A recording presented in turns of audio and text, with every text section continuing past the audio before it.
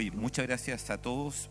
Yo lo que quiero es focalizarme, quería complementar en dos áreas que me parecen esenciales, sobre todo para lo que viene 2016. Una, que reflexionemos sobre las instancias donde se hace ciencia, y eso implica hablar un poco sobre la estructura de las universidades y la responsabilidad del Estado. Y la segunda parte, quiero exponerle un proyecto muy concreto que tiene que ver con una idea de futuro, y que es el proyecto Laguna Carén. A nosotros nos gusta como metáfora en la Universidad de Chile decir que el proyecto Carén es al siglo XXI lo que la idea de Corfo fue al siglo XX. Es una nueva forma de entender la sociedad, que en el caso de Corfo era introducir en Chile el área de lo fabril, ¿ya? Y precisamente lo que queremos es introducir el concepto de sociedad del conocimiento para el siglo XXI. Quería decir algunas cosas con respecto al contexto de cambio que se vive en Chile, que tiene que ver con la universidad. Una forma de presentarlo es como una ambivalencia entre el miedo a lo desconocido y el pánico a lo conocido, digamos, en términos de que yo diría que probablemente la sociedad chilena no está muy de acuerdo con los alimentos, nos hemos encontrado con muchos problemas en el modelo de sociedad que tenemos, pero al mismo tiempo como que no estamos muy seguros qué proyecto, no estamos muy convencidos del proyecto que queramos tomar. Y es por eso que la discusión es muy importante. Cito a Kennedy: los que hacen imposible una revolución pacífica era inevitable una revolución violenta. Esto es en los tiempos de los años 60.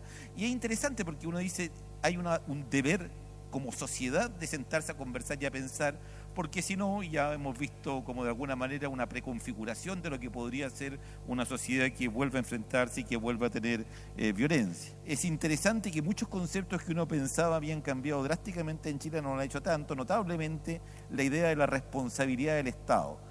Y esto se expresa, por ejemplo, que si uno le pregunta al chileno medio ¿qué responsabilidad cree que debería tener el Estado, por ejemplo, en salud o en educación, que son temas que desde luego nos convocan hoy día? Los porcentajes para esas dos áreas son 72 y 74% de la ciudadanía piensa que el Estado tendría que hacerse cargo de eso. Y cuando uno le pregunta a la élite de chilenos, los porcentajes caen dramáticamente a 25 y 26%. Y esas son placas tectónicas que explican los movimientos de las calles y todo eso. O sea, digamos, esa discrepancia entre cómo maneja conceptos la élite y el resto es lo que hace que estemos como estamos. Los supuestos del modelo de mercado en la educación superior, yo creo que es una cosa que tenemos que conversarla en profundidad. Esto que digo ahora es una broma, pero igual, si la quieren tomar en serio, allá ustedes, ¿ya? Yo suelo decir que Chile hizo una realidad de los conceptos de Milton Friedman en sus libros, solo como Albania hizo lo propio en un momento con Mao Zedong. O sea, es tomar un conjunto de conceptos y llevarlos y aterrizarlos literalmente a la realidad. Y eso hace entonces que una cantidad de conceptos hace que la universidad cambió en la conceptualización misma de ella. Entonces se pensó en su momento de que la universidad sería orientada por los consumidores, que se manejarían como empresas, que serían impulsadas por una competencia sin precedentes y que las pedagogías serían transformadas brutalmente. Esto se predijo el 62 y esto realmente no ha sido muy así. El decreto en Chile, es muy interesante leer el mensaje que va con la ley de universidades que nos rige hasta hoy día y que es emanado del año 81, realmente se refiere a la educación con conceptos que son indistinguibles de cualquier otro contexto, digamos, de mercado. Y en particular hay uno que dice que las universidades de Chile es como una ley antimonopolio en la cual hay un gigantismo, se habla. El hiperpituitarismo primario desde luego se refiere a nosotros como Universidad de Chile, que fuimos cercenados, etcétera. Pero es interesante ver la ingenuidad casi con que es transcrito el concepto de mercado en el sistema chileno.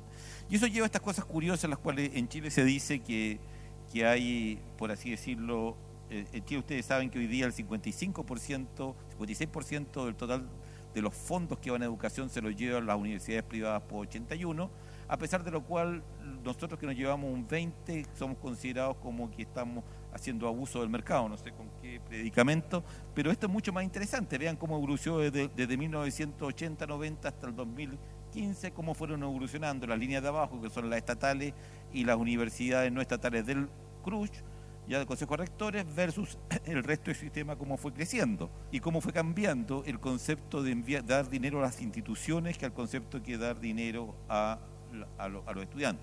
Alguna pregunta. Esta expresión, trato preferente del Estado para con las universidades estatales, Chile quizás sea el único país del mundo en que alguien entiende esa pregunta, porque esa pregunta no se entiende. En otras partes, como que ustedes preguntaran ¿Tiene derecho el Estado o el gobierno, por ejemplo, a financiar carabineros si no le da el mismo dinero a los guardias, digamos, de azul, que son de privados? ¿Tiene el derecho el Estado a financiar un hospital si no le da mismo dinero a una clínica privada? Es como una pregunta curiosa, no estoy hablando nada. Reconozco y me apresuro a decir que en Chile hay una tradición del Estado financiando buenos proyectos de universidades privadas, con lo cual yo estoy totalmente de acuerdo. Dicho sea de paso, como representante de la Universidad de Chile, yo me siento identificado con el conjunto del país y jamás voy a estar peleando contra otra universidad, contra otra. Pero hago notar estas curiosidades que tiene en Chile. Yo pienso también, es conveniente que las universidades privadas, que el Estado ya no apoye a las universidades estatales, especialmente en regiones, y esto lo digo por lo siguiente. Yo creo que es una de las cosas más preclaras cuando uno habla del sistema universitario privado y el tradicional, y particularmente el estatal. Yo creo que donde hay pocas dudas, es si uno le pregunta a alguien en Osorno o en Antofagasta, ¿qué tipo de universidad usted cree que es la que va a estar trabajando por el desarrollo socioeconómico de la región, por revelar los ancestros culturales, por entender las etnias, la biodiversidad de esta región? Probablemente sea un área donde definitivamente, que son las áreas que nos interesan y que nos convocan hoy día acá, probablemente nadie va a dudar en pensar que es precisamente la universidad regional la que va a asumir esas responsabilidades, como de hecho lo han hecho ya en Concepción, Valparaíso y en tantas partes. Si aplicamos a las universidades la lógica mercantilista, retailer, commodity, consumidor, o sea que hay una universidad que vende una cosa que se llama títulos profesionales a un consumidor que es el estudiante, preguntas en esa lógica, que son interesantes: ¿se está pagando un precio razonable? ¿Se está recibiendo un producto de calidad ajustada a lo que se está pagando? ¿Se refiere a futuro una ganancia que se corresponda con lo invertido? Ahí es bastante interesante el dato que dice que el 40% de los estudiantes que invierten en universidad pierden plata. O sea, hubiera sido mejor que hubiera invertido la cosa si lo vemos como negocio en otra cosa. Pero a mí lo que más me conmueve es el gesto que estamos hablando de niños de 17, 18 años.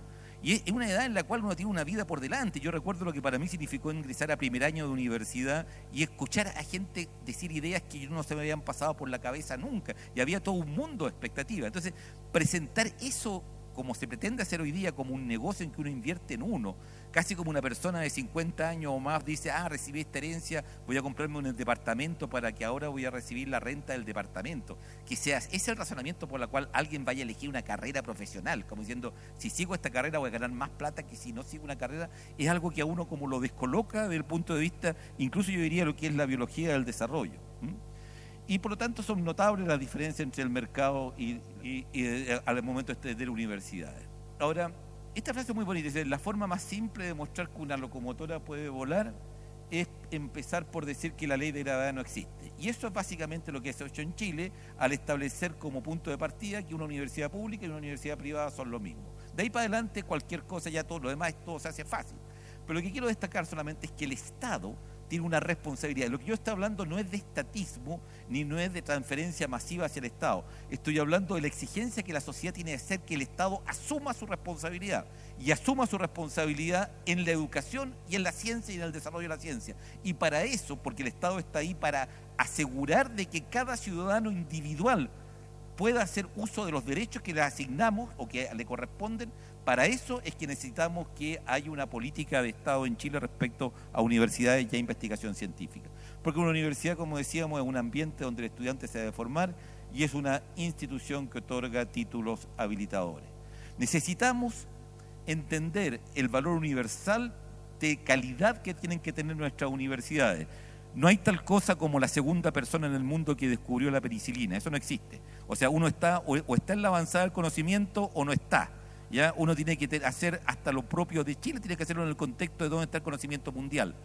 Pero habiendo dicho eso, también uno tiene que saber evaluar cuánto una investigación científica, una universidad, un profesional está aportando a los problemas concretos y reales que Chile tiene. Por ejemplo, para mí un muy buen marcador es cuánto aporta, por ejemplo, una escuela de medicina al sistema público de salud. ¿Cuántos de sus egresados tienen vocación de servicio público? Y por lo tanto, la universidad pública tiene que ser necesariamente la función AND de excelencia y compromiso.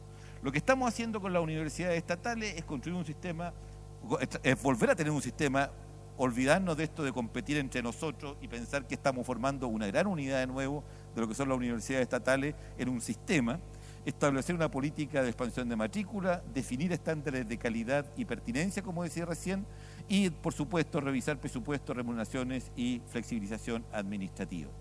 Aquí hay algunas cosas más, si ustedes quieren, conceptuales respecto al rol que le corresponde al Estado, pero creo que son más o menos cosas obvias: la igualdad democrática, que es una cosa que la universidad tiene que velar desde la formación, la eficiencia social y, desde luego, la movilidad social, el rol del Estado como provisión, subsidio, regulación, y algunos datos que sí son impactantes. Por ejemplo, entre Chile y los promedios de la OCDE, el 65,4% del total del presupuesto en educación superior es gasto privado en Chile, 2/3, menos de 1/3 es gasto privado en el resto de la OCDE.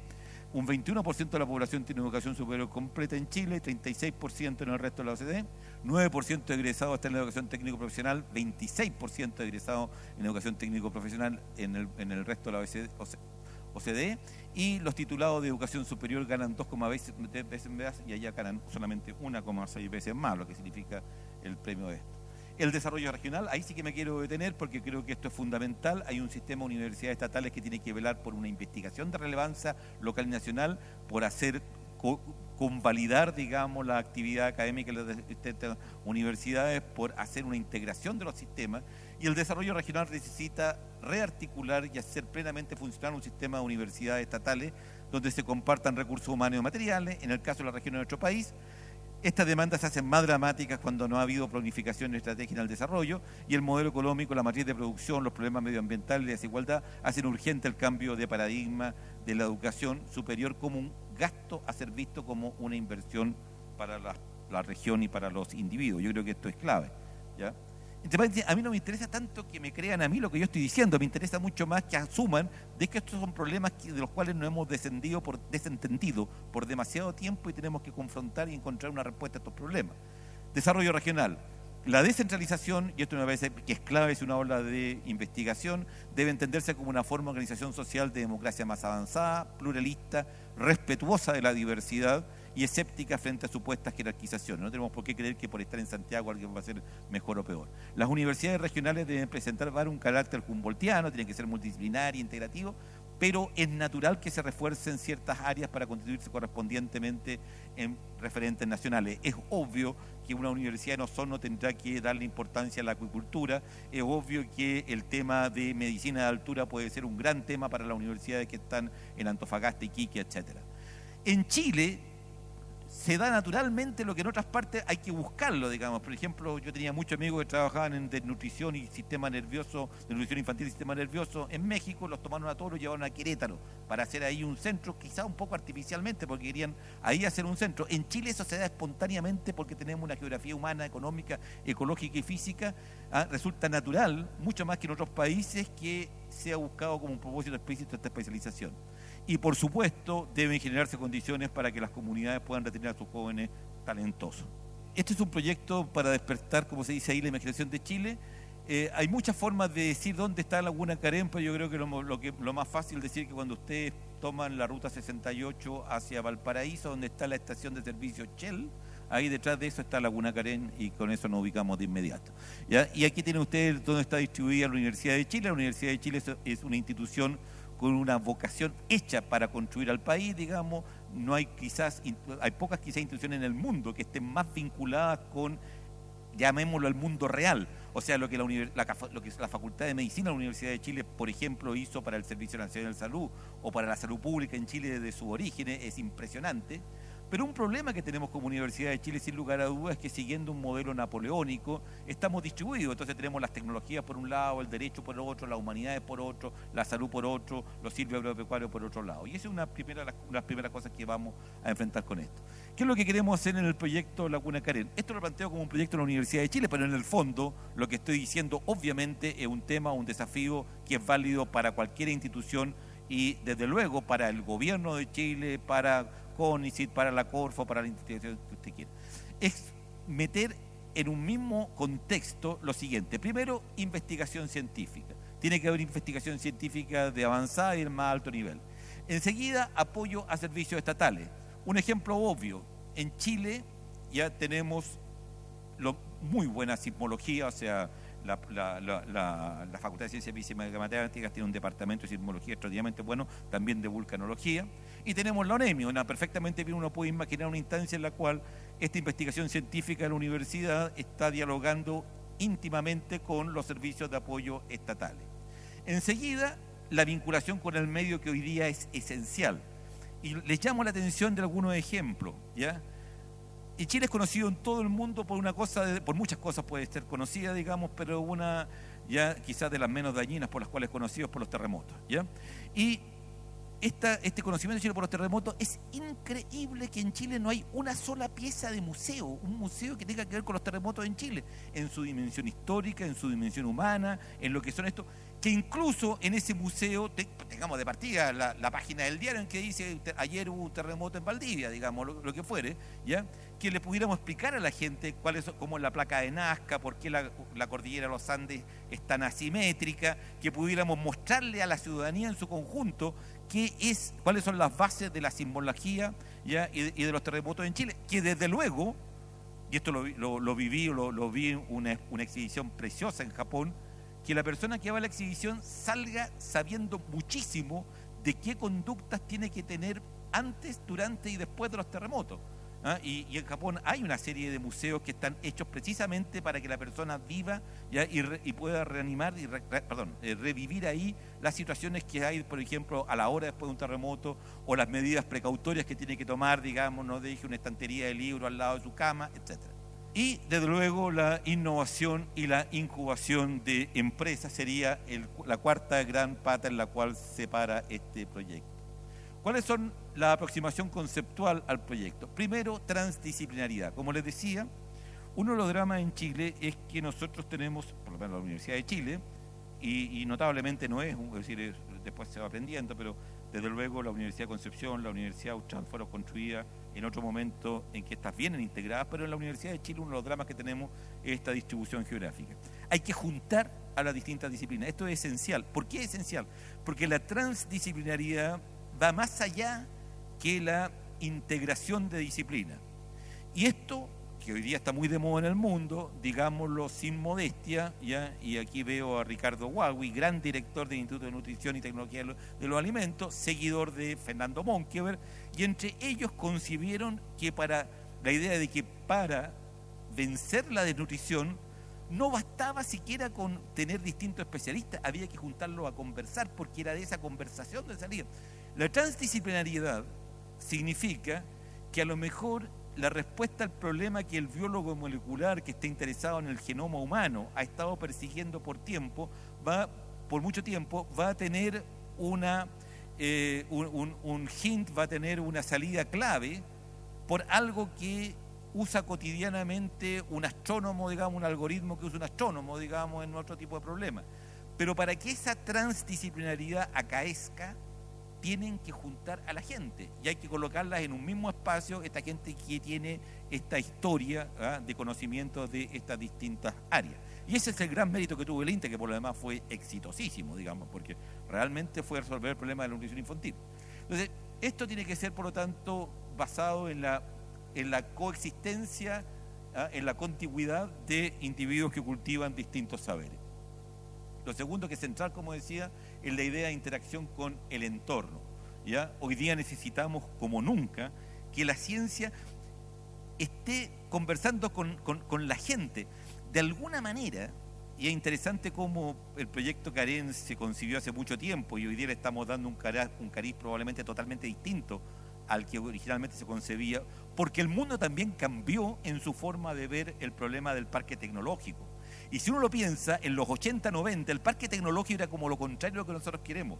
Era como la idea de un encapsulamiento, como que había ya un quiste que separaba al mundo de los científicos que estaban ahí en el parque tecnológico del resto de la sociedad. Hoy día lo que queremos es que esto permee al máximo, que converse con la arquitectura, con la biodiversidad y que esté involucrado en todas estas cosas. Yo me imagino, por ejemplo, entre las cosas con las cuales queremos conversar, de nuevo, lo que dije antes de los terremotos lo digo ahora. ¿Quién sabe que Darwin, en el viaje del Beagle, que duró 5 años, 3 los pasó en Chile? Fue ida y vuelta a Chile, se dio para arriba y para abajo por Chile. Él, en toda su correspondencia, está llena de citas donde dice: Las observaciones claves que me permitieron elaborar la teoría de la evolución las hice en Chile y están enumeradas, ¿ya? Y hay libros sobre esto. Bueno, en Chile no hay un museo que se llame Darwin en Chile, por favor. O sea, ¿cómo va a ser posible que si llega una visita uno no puede decir, mire, ¿sabes qué más? Aquí hay unas cosas preciosas que escribe Darwin sobre el terremoto de Concepción, ¿ya? Sobre, donde explica la famosa metáfora de que los terremotos hacen con las capas de la tierra lo mismo que se hace con un mazo de naipe cuando se coloca horizontalmente y uno puede caminar, ¿ya? Como si estuviera yendo en profundidades. Cosas preciosas que habla la conciencia de unidad que surge en un pueblo que ha vivido un terremoto. Son cosas muy lindas. Bueno, nosotros no tenemos una sola pieza de museo que se llame Darwin en Chile. Bueno, desde luego la proyección al desarrollo nacional, que eso es lo que nos convoca y es más o menos obvio, digamos, el tipo de problemas que van a haber. La regionalización y la articulación desde ahí del sistema de universidades públicas, ¿ya? Y la internacionalización, ¿ya? También está incluido ahí, va a ser un hub para una red fotónica, para un proyecto de telemedicina, entre otras cosas. Y entre los proyectos está el Internet Industrial, ¿ya? El profesor nos mostraba un ejemplo de Internet Industrial, que es un proyecto que tiene ya una base en Corfo, Codelco, entre otros, el Centro de Gestión de Riesgos Socionaturales, que es una cosa tan importante para Chile, lo vivimos en Atacama, lo hemos vivido 1000 veces, el Centro de Gestión de Recursos Hídricos, el tema del agua, un proyecto de biomedicina, el proyecto de Bio5, el Centro de Medio Ambiente y Cambio Climático, y en difusión y extensión, alguno dije, el Museo de Terremotos y Desastres Socionaturales, el Museo de la Evolución, un viaje por Chile en un cine 4D, que no sé por qué no lo tenemos en este país, y el Museo de Arte Moderno Experimental. Ese va a ser el primer edificio, que va a ser el edificio Vínculo, ¿ya? Y ahí tienen una visión panorámica de lo que va a ser este edificio, y muchísimas gracias por vuestra atención.